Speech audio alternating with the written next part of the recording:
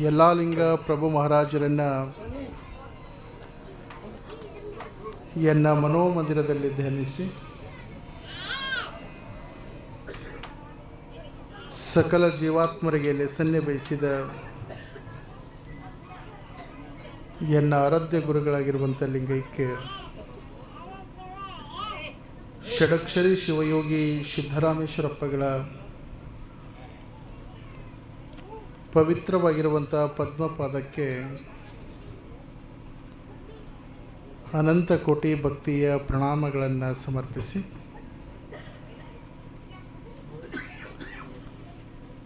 ಇಂದು ಅಜಾತ್ಪುರ ಗ್ರಾಮದಲ್ಲಿ Shri Siddhalingeshwara charitable trust ವತಿಯಿಂದ ಹಮ್ಮಿಕೊಂಡಿರುವಂಥ ಗುಡ್ಡಾಪುರದ ದಾನಮ್ಮ ತಾಯಿಯ ಪುರಾಣವನ್ನು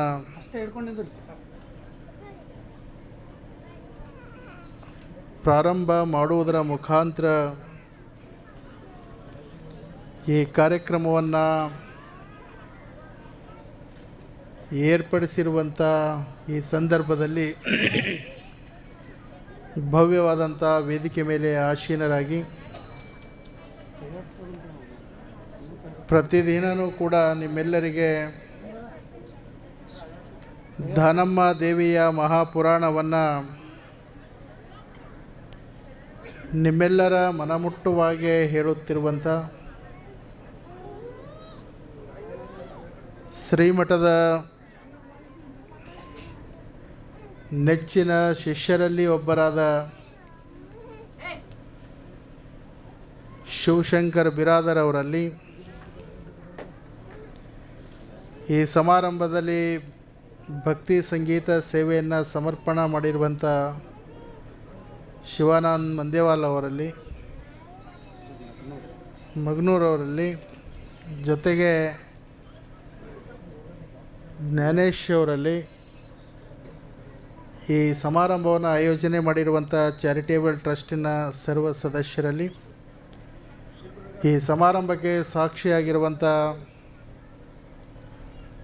ಸಮಸ್ತ ಅಜಾತ್ಪುರ ಗ್ರಾಮದ ಶರಣ ತಂದೆ ತಾಯಿಗಳೇ, ನಿಮ್ಮೆಲ್ಲರಿಗೂ ಅನಂತ ಶರಣಾರ್ಥಿ.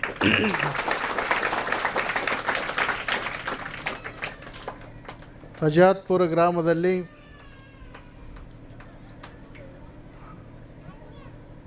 ಒಂದು ವೈಭವಪೂರ್ವಕವಾದಂಥ ಕಾರ್ಯಕ್ರಮವನ್ನು ನಡೆಸ್ಕೊಂಡು ಬಂದಿರುವಂಥದ್ದು ಅತ್ಯಂತ ಸಂತೋಷವನ್ನು ತಂದಿರುವಂಥ ವಿಚಾರ. ನಿಜವಾಗಿಯೂ ಕೂಡ ಈ ಗ್ರಾಮ ಬಹಳಷ್ಟು ಭಕ್ತಿ ಶ್ರದ್ಧೆಯಿಂದ ಕೂಡಿರುವಂಥ ಗ್ರಾಮ. ಬಹುಶಃ ಇವತ್ತು ನಾನು ಭಾಳ ಒತ್ತಡದ ಮಧ್ಯದಲ್ಲಿ ಈ ಗ್ರಾಮಕ್ಕೆ ಆಗಮಿಸಿರುವಂಥದ್ದು. ನಮ್ಮ ಶ್ರೀಮಠದ ಇತಿಹಾಸದಲ್ಲಿ ಬಹುಶಃ ಇಷ್ಟೊಂದು ಕಡಿಮೆ ಸಮಯದ ಅವಧಿಯಲ್ಲಿ ಒಂದು ಕಾರ್ಯಕ್ರಮಕ್ಕೆ ಹೋಗಿರುವಂಥದ್ದು ಯಾವುದಾದ್ರೂ ಊರಿದ್ದರೆ ಅದು ಅಜಾತ್ಪುರ ಗ್ರಾಮ ಅನ್ನುವಂಥದ್ದು. ಮುಗುಳ್ಕೋಡ್ ಜಿಡ್ಗಾ ಮಹಾಮಠದ ಶಾಖಾ ಮಠಗಳು 4-5 ರಾಜ್ಯಗಳಲ್ಲಿ 365ಕ್ಕೂ ಹೆಚ್ಚಿನ ಶಾಖೆ ಮಠವನ್ನು ಹೊಂದಿರುವಂಥ ನಮ್ಮ ಭವ್ಯ ಪರಂಪರೆ. ನಮ್ಮ ಶಾಖಾ ಮಠದ ಜಾತ್ರೆಗೆ ನಾನು ಹೋಗಬೇಕಾದ್ರೆ 3 ವರ್ಷಕ್ಕೆ ಒಂದು ಸಲ 4 ವರ್ಷಕ್ಕೆ ಒಂದು ಸಲ ಹೋಗ್ತೇನೆ. ಆದರೆ ಅತೀ ಕಡಿಮೆ ಅವಧಿಯಲ್ಲಿ ಬಂದು ಕೇಳಿದ ತಕ್ಷಣ ಈ ಗ್ರಾಮಕ್ಕೆ ಬರಬೇಕು ಅಂತ ಹೇಳಿದ ತಕ್ಷಣದಿಂದ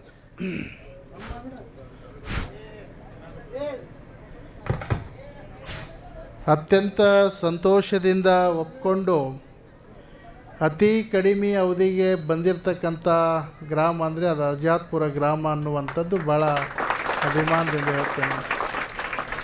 ಬಹುಶಃ ನಮ್ಮ ಮುಗುಳ್ಕೋಟದ ಶಾಖಾ ಮಠ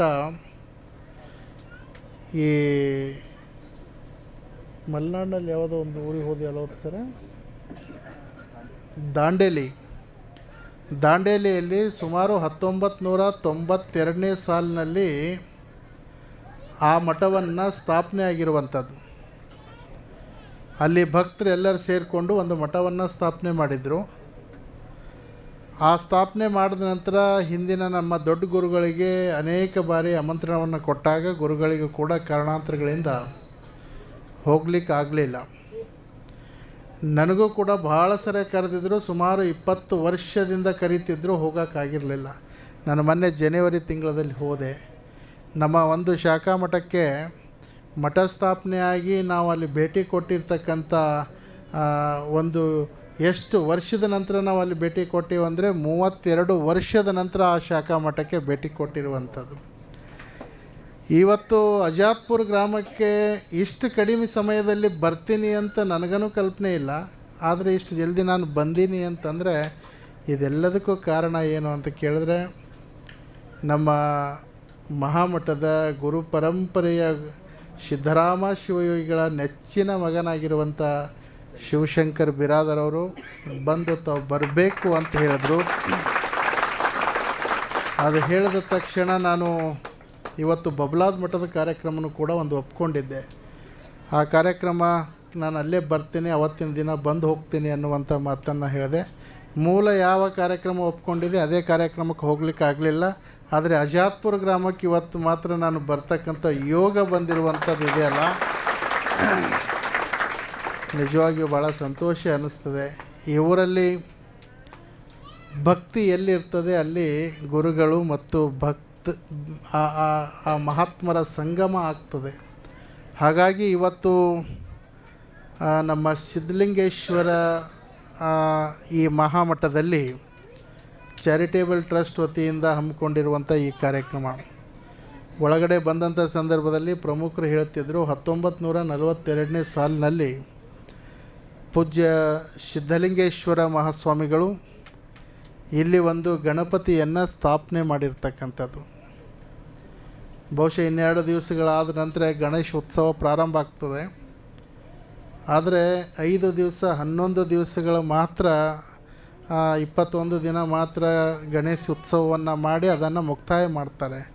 ಆದರೆ ಅಜಾತ್ಪುರ ಗ್ರಾಮದಲ್ಲಿ ಬರೀ 11 ದಿನ 5 ದಿನ 21 ದಿನ ಅಲ್ಲ, ವರ್ಷದ 365 ದಿನಗಳು ಕೂಡ ಆ ಒಂದು ವಿಘ್ನೇಶ್ವರನ ದರ್ಶನ ಆಗಬೇಕು ಅಂತ ತಿಳ್ಕೊಂಡು ಅಂದು 1942ನೇ ಇಸ್ವಿಯಲ್ಲಿ ಶಾಶ್ವತವಾದಂಥ ಒಂದು ವಿಘ್ನೇಶ್ವರನನ್ನು ಇಲ್ಲಿ ಅಜಾತ್ಪುರದಲ್ಲಿ ಸ್ಥಾಪನೆ ಮಾಡಿ ಹೋಗಿರುವಂಥದ್ದು.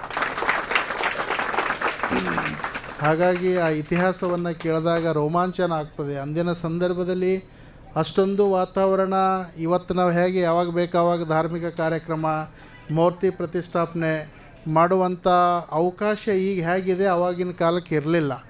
ಆದರೂ ಕೂಡ ಅವತ್ತು ಬಹಳಷ್ಟು ನಮ್ಮ ಜನರಿಗೆ ಒಳ್ಳೆಯದಾಗಲಿ, ಈ ಗ್ರಾಮಕ್ಕೆ ಒಳ್ಳೆಯದಾಗಲಿ ಅನ್ನುವಂಥ ಸಂಕಲ್ಪವನ್ನು ಇಟ್ಕೊಂಡು ಇಲ್ಲಿ ಮೂರ್ತಿಯನ್ನು ಪ್ರತಿಷ್ಠಾಪನೆಯನ್ನು ಮಾಡೋದರ ಮುಖಾಂತರ ಅಜಾತ್ಪುರ ಗ್ರಾಮಕ್ಕೆ ಎಂದೂ ಕೂಡ ವಿಘ್ನ ಬರಬಾರ್ದು ಅಂತ ತಿಳ್ಕೊಂಡು ವಿಘ್ನೇಶ್ವರನ್ನ ಇಲ್ಲಿ ಸ್ಥಾಪನೆ ಮಾಡಿದ್ದಾರೆ.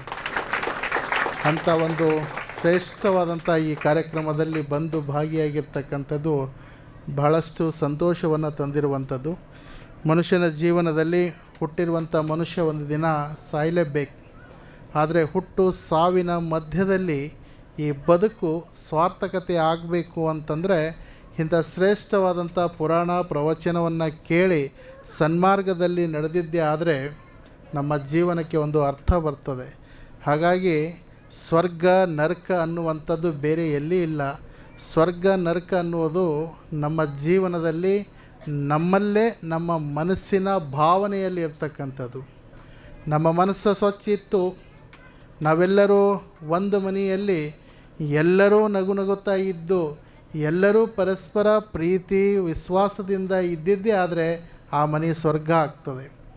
ಒಂದೇ ಮನೆಯಲ್ಲಿ ಮನಸ್ಸು ತಾಪಗಳು, ಭೇದ ಭಾವಗಳು, ಇಂಥ ಒಂದು ವಾತಾವರಣ ಮನೆಯಲ್ಲಿ ತುಂಬಿಕೊಂಡಿತ್ತು ಅಂದರೆ ಅದೇ ಮನೆ ನರಕ ಆಗ್ತದೆ. ಹೀಗಾಗಿ ಸ್ವರ್ಗ ನರಕ ಅನ್ನುವಂಥದ್ದು ಬೇರೆ ಇಲ್ಲ. ಆದರೆ ಸಾವು ನಮ್ಮ ಕೈಯಲ್ಲಿಲ್ಲ, ಹುಟ್ಟು ನಮ್ಮ ಕೈಯಲ್ಲಿಲ್ಲ. ಆದರೆ ಹುಟ್ಟು ಸಾವಿನ ಮಧ್ಯದಲ್ಲಿರುವಂಥ ಈ ಸುಂದರ ಬದುಕು ಮಾತ್ರ ನಮ್ಮ ಕೈಯಲ್ಲಿ ಇದೆ ಅನ್ನುವಂಥದ್ದು ನಾವೆಲ್ಲರೂ ಅರ್ಥ ಮಾಡ್ಕೊಳ್ಬೇಕು. ಅಂಥ ಒಂದು ಶ್ರೇಷ್ಠ ಜೀವನವನ್ನು ಸಾರ್ಥಕತೆ ಆಗಬೇಕು ಅಂತಂದರೆ ಇಂಥ ಸನ್ಮಾರ್ಗದ ಕಾರ್ಯಕ್ರಮಗಳು ಮೇಲಿಂದ ಮೇಲೆ ನಮಗೆ ಬೇಕಾಗ್ತದೆ. ಆ ನಿಟ್ಟಿನಲ್ಲಿ ನಮ್ಮ ಚಾರಿಟೇಬಲ್ ಟ್ರಸ್ಟಿನ ಎಲ್ಲ ಸದಸ್ಯರು ಸೇರಿಕೊಂಡು ಇದು 2ನೇ ವರ್ಷದ ಈ ಕಾರ್ಯಕ್ರಮವನ್ನು ನಮ್ಮ ಮುಗುಳ್ನಗಾಂವದ ಪರಮ ಪೂಜ್ಯರು ಪ್ರಾರಂಭದ ದಿನ ಬಂದು ಉದ್ಘಾಟನೆಯನ್ನು ಮಾಡಿದ್ರು, ಮತ್ತು ಮುಕ್ತಾಯ ಸಮಾರಂಭಕ್ಕೆ ಅವರು ಬರ್ತಾರೆ ಅನ್ನುವಂಥದ್ದು ಹೇಳಿದ್ರು. ಮಹಾತ್ಮರು ಆಗಮನ ಆಗೋದರಿಂದ ಭಕ್ತರ ಒಂದು ಮನಸ್ಸಿನಲ್ಲಿ ಇರ್ತಕ್ಕಂಥ ಕಲ್ಮಶವನ್ನು ದೂರ ಆಗ್ತದೆ. ಆ ನಿಟ್ಟಿನಲ್ಲಿ ನೀವು ಏನು ಇಂಥ ಒಂದು ಶ್ರೇಷ್ಠವಾದಂಥ ಕಾರ್ಯಕ್ರಮವನ್ನು ಮಾಡ್ತಾ ಬಂದಿದ್ದೀರಿ. ಈ ಕಾರ್ಯಕ್ರಮವನ್ನು ಬರುವಂಥ ದಿನದಲ್ಲಿ ಇನ್ನೂ ಇಷ್ಟು ಹೆಚ್ಚಿನ ರೀತಿಯಿಂದ ಅಜಾದ್ಪುರ ಗ್ರಾಮದಲ್ಲಿ ನಡೀಲಿ. ಇಂಥ ಒಂದು ಮಹಾ ಕಾರ್ಯವನ್ನು ಇಲ್ಲಿ ಮಾಡ್ತಾ ಬಂದಿರತಕ್ಕಂಥದ್ದು ಆ ಗುರುಗಳ ಆಶೀರ್ವಾದ ಅಜಾದ್ಪುರ ಗ್ರಾಮದ ಮೇಲೆ ಸದಾಕಾಲ ಇರಲಿ.